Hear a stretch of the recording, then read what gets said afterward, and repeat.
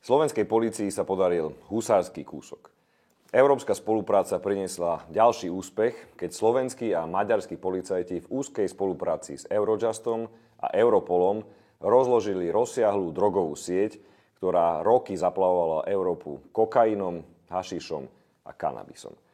Počas medzinárodnej operácie bolo zatknutých 22 osôb vrátane vodcu skupiny.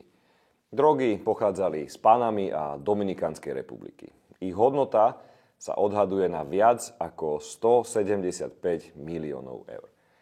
Polícia zasahovala na Slovensku, Maďarsku, Nemecku či Španielsku. A nasadených bolo takmer 580 policajtov. Zaistené boli drogy, mobily, dokumenty a skoro 400 000 eur v hotovosti. Musím povedať, že som hrdý na našich policajtov. Ich práca, nasadenie a odvaha prinášajú konkrétne výsledky. A ukazujeme, že Slovensko sa vie postaviť organizovanému zločinu a chrániť svojich občanov. Kým budem ministrom vnútra, boj proti drogám bude patriť medzi moje najväčšie priority.